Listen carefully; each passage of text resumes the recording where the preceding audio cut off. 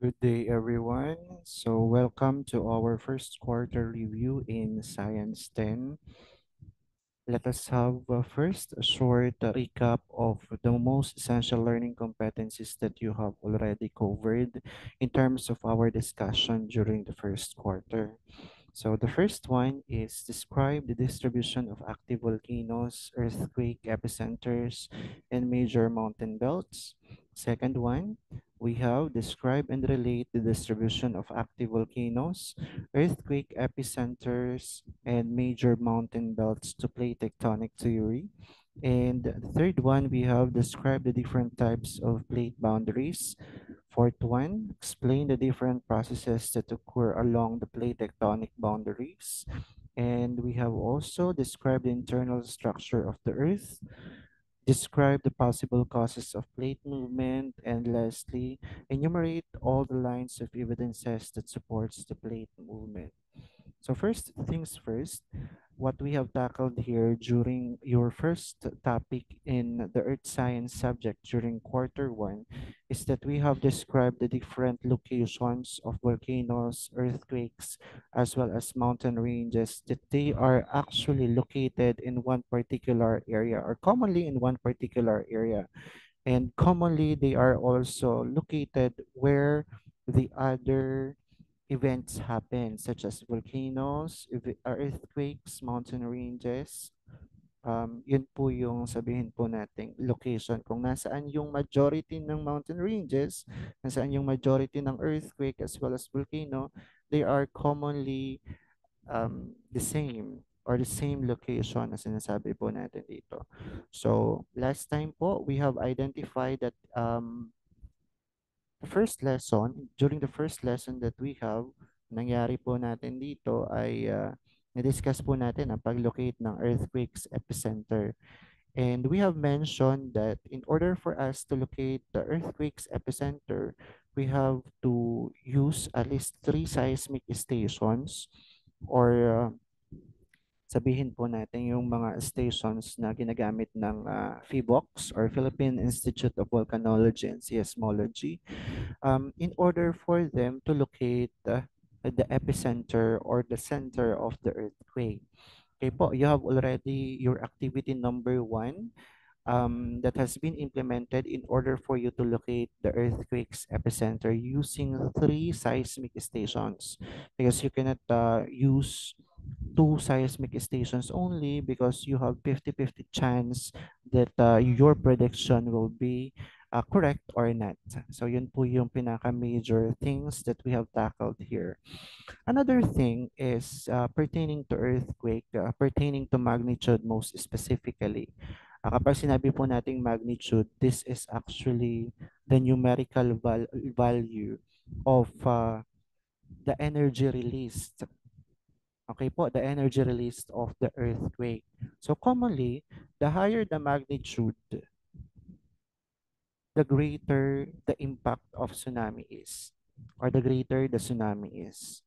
So meaning to say, kapag mas mataas yung magnitude, mas mataas din po yung taas ng tsunami. The moment na mas mataas yung taas ng tsunami, automatically, that is very disastrous in our lives.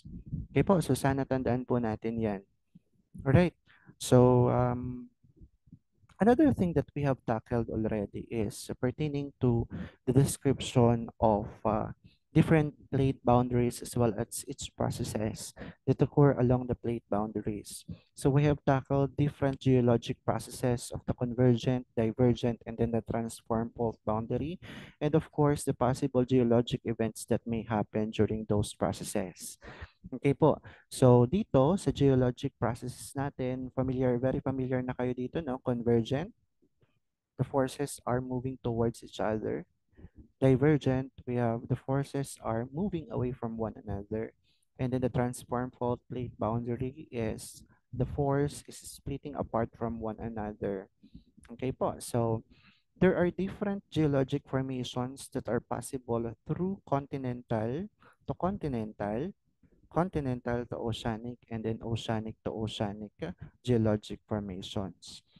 So during these times, When you talk about the convergent plate boundary in terms of the continental to continental, there is a possibility of the formation of mountains or hills.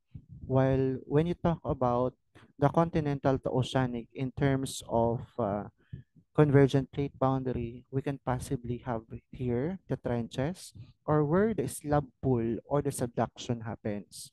You have to try to understand that these three concepts under continental to oceanic convergence are somehow similar to one another. All right, so the subduction or the slab pool is the location where the trenches are. And of course, the slab pool pertains to one particular ocean floor that is subducted, going to the melting point of a particular oceanic crust, going to the upper mantle hanggang po siya ay ma-dissolve na. Alright. And then of course, we have also here oceanic to oceanic convergence, wherein deep ocean trenches can be formed by means of one older oceanic crust will tend to subduct below the new oceanic crust. Kaya nga po, mas malalim po ito actually yung mga deep ocean trenches po na sinasabi po natin dito. Kasi yung mga older seafloor tends to subduct than the newer seafloor kasi based on our discussion na mas mabigat po yung older seafloor or older oceanic crust than the newer oceanic crust. So tatandaan po natin yun na. So again, these are very important in your periodical test kasi po dito po natin malalaman if you have the base knowledge in order for you to answer those solo questions po natin na very practical in a sense that it was related or those were related to the real life or practical scenarios that are presented in your periodical exam. Okay, going back to the divergent plate boundary, we have also here a continental to continental geologic formation that is through cliffs, canyons, and then rift valleys. Nabit po natin sa divergent plate boundary, these are forces moving away from one another. So definitely, if one particular crust will move away from one another, commonly those crust will produce or will form a particular crack or fissures in a particular location. So therefore, cliffs, canyons, and then rift valleys will form definitely. So that is under the continental to continental divergent plate boundary. So another thing is the oceanic to oceanic plate boundary. Oceanic to oceanic divergent plate boundary will try to form what you call as the ridges. So dito po sa ridges na ito, nangyayari po ang tinatawag po nating seafloor spreading. The birth of the seafloor happens in the ridges while the death of the seafloor happens on the trenches. Kanina po binanggit natin sa trenches na doon po siya nagme-melt away. Dito naman po sa ridges na ito, dito naman po nabubuo ang tinatawag po nating new ocean floor or the sea floor spreading po na sinasabi natin. And one particular force here, aside from the divergent plate boundary, is yung tinatawag po nating ridge push. Okay po. Or the center part of the ocean floor or the oceanic crust tends to be pushed away in order to rise a particular magma to form a new seafloor by means of the hardened magma na sinasabi po natin or yung naging lava tapos naging bato pa. That will be considered as a new seafloor here. And to tell you that this is also related to what you call as convection current because convection current also contributes to the formation of the new seafloor. Later on, we'll try to go about that. Right? So under the transform fault plate boundary, one of the geologic formations that may happen here is, of course, the creation of fault lines in the different geologic formations or geologic types here, such as continental to oceanic, and then oceanic to oceanic transform fault plate boundary. So commonly po, two of the major geologic events that may happen in terms of these processes are earthquakes and then tsunamis, as what you can see on the screen that you have. Makikita po natin, no, na geologic events are commonly tsunamis and then earthquakes. Ang iba po dyan, there's a possibility of volcano that can be formed through these plate boundary movements na sinasabi po natin dito. Right, so I'm hoping that you can get that those topics that we are discussing. Sana po ma-retain po yan sa utak natin na. Alright, going ahead, we have also tackled, we have also described the internal structure of the Earth. We have also described the possible causes of plate movements. And of course, we have enumerated the lines of evidences that supports the plate movement. Commonly po, na-discuss natin yung crust, mantle, and then the core in terms of the internal structure of the Earth. Okay po, so napag-usapan natin crust has two major types, the continental and then the oceanic crust. And mantle has also two types, the upper and then the lower mantle. Sa upper mantle, natatagpuan po natin ang asthenosphere, or commonly this is the most liquid portion of the mantle wherein all events happen here such as an earthquake, ito nagmumula halos ang earthquake, yung tinatawag nating boundary ng asthenosphere and then upper mantle na Mohorovich's discontinuity or tinatawag po ninyong Moho discontinuity. Okay? And of course, commonly sa mantle din po nangyayari yung common na tinatawag po nating hotspots. And of course, lastly, we have the core, the inner and then the outer core. The inner core, as what we have mentioned, that they are considered to be solid because of the immense pressure and then the temperature that is interacting upon the core. And usually the core is also responsible for the magnetic field of our Earth's crust or Earth's interior. Yan po. And we have also tackled the hotspots. You have your activity number 5 pertaining to hotspots.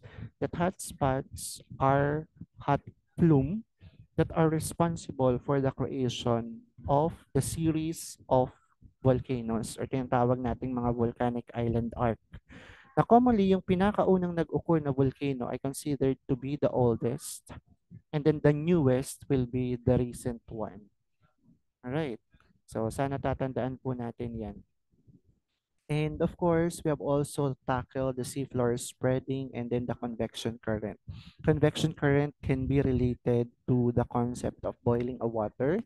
In order for them to distribute the heat within the liquid, there should be a movement in terms of the liquid. That's the reason why commonly the cooler temperature or the lower temperature tends to move downward and then the hotter temperature tends to move upward in order to distribute its heat. Okay po, sana po tatandaan po natin yan ha. And then of course, seafloor spreading natin na pag-alaman po natin that mid-Atlantic ridges or mid-oceanic ridges are commonly the start where the seafloor spreading happens. And this was postulated or theorized by Harry Hess during his study pertaining to the uh, seafloor spreading. Okay po, this is actually mas recent pa siya compared sa continental drift theory ni Alfred Wegener that are the most, sabihin natin, mas older ang continental compared kay Harry Hess na seafloor spreading. Okay po, so sa continental drift theory, this is one of the theories that we can see about our continents as supercontinent na sinasabi po natin or yung Pangaea na sinasabi po ninyo. Okay po, Pangaea as one big supercontinent coming from, yan, yan po. Okay po, so we have also the evidences that supports the continental drift theory. We have what we call as the continental jigsaw puzzle. We have the fossils, we have the rock formations, and then the coal deposits. So napag-usapan natin about sa continental jigsaw puzzle that we have the sides of the continents may fit to one another. And of course, another thing is fossils. One fossil or one particular species of fossil can be seen from one continent to another in terms of the line formations of the discovery of fossils, since fossils are biotic in a sense that they are they are living thousands to millions of years ago. And of course, rock formation in terms of the different location of rocks in terms of its layers or strata na sinabi po natin na one particular layer is matching with another layer from another continent. And of course, we have here the coal deposits. Coal deposits in terms of its number of years that it existed that matches from one continent to another continent. So I think that's all for this session. I am hoping the best in your examination and good luck. As much as possible, try to review and do your best to at least qualify for the passing grade in science subject. So that's all for today. Thank you so much. God bless.